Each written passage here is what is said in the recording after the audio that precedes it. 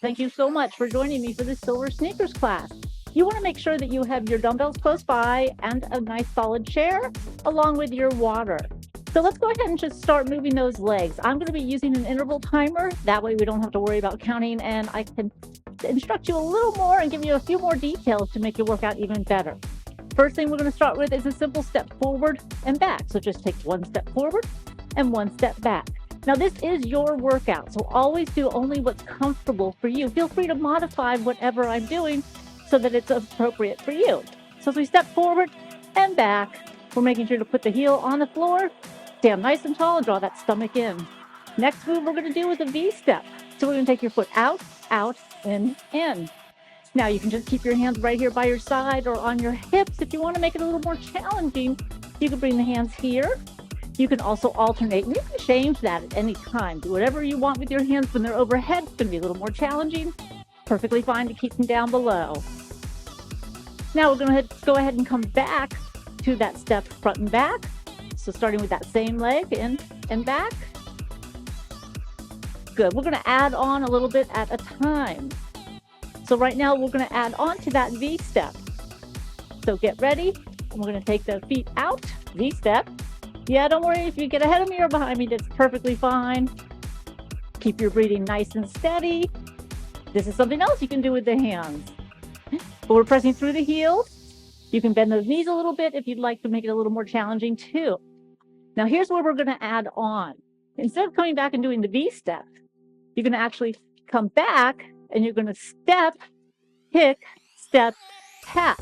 Step, kick, step, tap. So step, kick, step, tap. Now, if you want to make it a little more challenging, you can bend that leg a little bit. You can take the arms overhead. But right now, just focusing on the balance on one leg as we move back and forth. So whatever leg you're standing on, make sure you're pressing that heel into the floor and keep that stomach tight. Good, now let's just march those feet. So we're going to go ahead and redo what we did on our other side. So if you started with your right, you're going to start with your left, obviously. So I'm going to be doing the mirror image of you. So I'm going to actually be using my left, but it's really your right. So find your right leg or whichever leg you didn't use, and let's go front to back, up and back. So nice and steady, whatever you want with those arms. Remember, you can also take them here. You can bring them overhead if you want to. You can leave them there if you want to. I'm going to keep mine right here for now. But we're going to move into that V step. So take it wide. You can take it all the way out. Now you know your options. You're going to press the heels into the floor. Keep that stomach nice and tight and stand real tall. Now, if at any time you get tired, feel free to stop. Take a break. This is your workout. Good. Come back to that step in and out. Probably already forgot that we did this in between, didn't you? Good, up and back. So it's important just to be able to lift the feet and not shuffle. That's when we get into trouble and fall. So being able to pick them up, whether we go forward or back, very important in life. Now we're adding on, so go to that V step and down. Yep.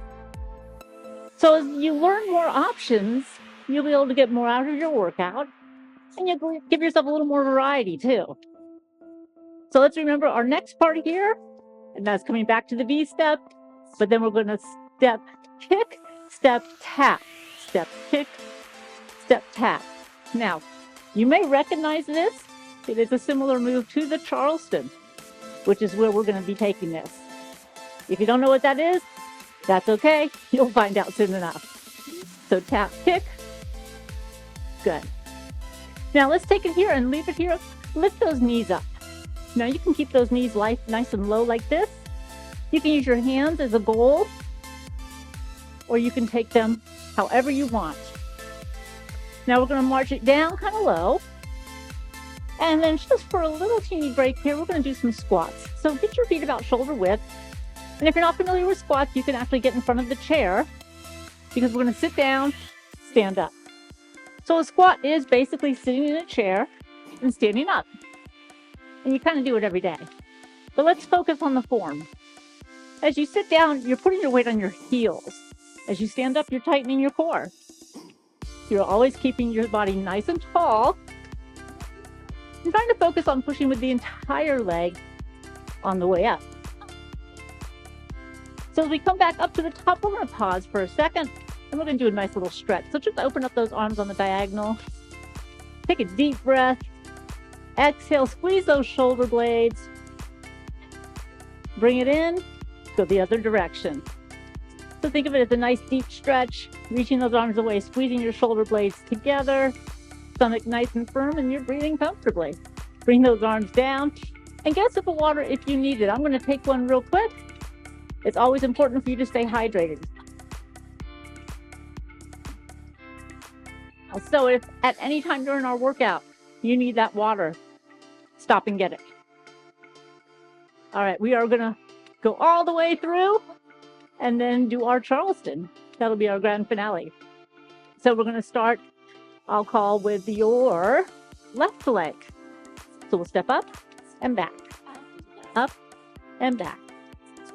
There we go. And then we'll go to that V step, whatever arm position you want to do, but see if you can squat down a little bit. Push those heels into the floor. Good. Now, as we come back, we're going to take this into that tap kick. So tap, kick, tap, tap, kick. I guess it's more of a step kick than tap kick, but after a while, it all makes sense. Some things more than others. Good. So now we're going to take this into the Charleston. That means instead of just doing a tap, you're going to have the option to put that leg behind you. So we go step, kick. We can go step, back, step, kick, step, back. So it's step, kick, step, tap, or step back. If you're not good with your balance, you're going to stay right here and do the step tap. If you are, you can take that leg further back. If you got more room than I do, you can definitely take that leg into a full lunge. Good. So march that out. That is where we are going. So go ahead and find that right leg that you have, and let's take it forward and back. Up and back. Picking those feet up like you're stepping over something. Good. Up and back. And sometimes I get my hands backwards too. We're all human, so do whatever is comfortable for you there. Just make sure they're nice and relaxed. And you keep breathing and standing nice and tall. Let's do that V step. See what you want to do with the hands and do it. Sometimes just holding the hands right here at the shoulders is challenging enough. You want to keep the shoulder blades pinched when you do that and your stomach tight. All right, we're going back into that V step, but we're not really. So we're doing our step, kick, tap. Step, kick. Whoops, I think I got it backwards, didn't I? I always screw up. Okay. All right, here we go. Step, kick, step, tap. You know, sometimes you have those days, and that's all right. So we have the step, kick, and tap, but we also know that we can go ahead and lunge back if you want to. So that's just going to give you a little more intensity, but also a little more balance work, pushing that front leg into the floor, which you can also do with the tap. See, right here, I can still keep my weight on this leg and focus on balance. So maybe one more. Good. And then we'll just kick those feet out to the front. Now, I like to mix things up. So what we're going to do is a little bit of cardio that's also some strength training for the legs. So march it out. We have our squat that we've already done. So let's do a few more just to remind you. You want to stick the butt out. You want to push through the heels and stand up. Stomach stays nice and tight. You want to get tall here, but you don't want to lock the knees. And it's important, of course, that you breathe. So inhale on the way down, exhale on the way up. That's going to give you a little more power as you push up. So how we're going to switch this is bring it in, and we're going to work a little bit on your mobility. So we're going to step out to the side, squat, come back in, out to the side, squat, come in. Now you do not have to squat low. Right here, we're working on controlling your balance so that you can actually come to a stop when you're moving and come back in, move to the other direction. So we want to be able to control our body and control our moves in everything we do. Nice. And we'll get one more.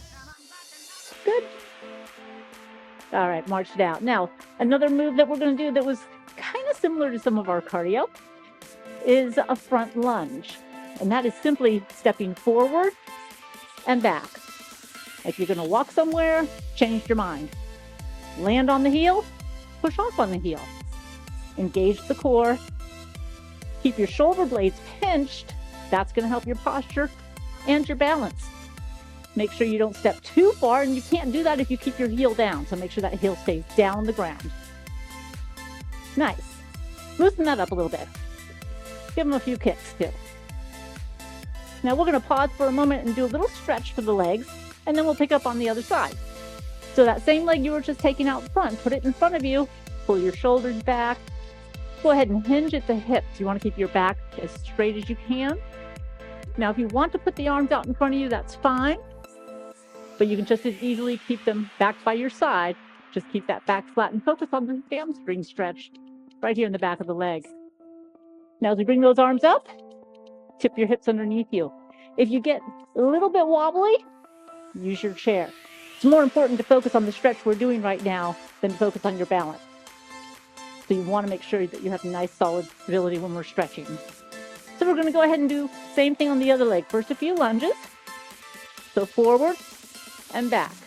Again, stopping your momentum, coming back.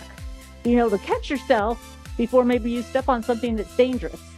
Maybe there's a snake there, or maybe there's something you don't want to step on. That's all I'm going to say. So drive off that heel and come back. Again, you can go low if you want to, but you don't have to. You can go anywhere in between here and up. It can also be a simple little step forward. One more time. Good. So let's take that leg out front and we'll do that same stretch combination. Shoulders back, chest is high, stomach tight. We hinge at the hips, pull the elbows back. That will help keep your back flat. Now, you can have the hands out here, but sometimes that makes your back round. So I like to keep the elbows pulled back. If it's more comfortable for your knee to be bent, that's fine too. Just don't let that knee change. Coming up to the top. Now, you know if you have balance problems, you're going to hold on to the chair with one hand. Otherwise, both arms are coming overhead and we can push those hips underneath us, or you can even push your arms away from you.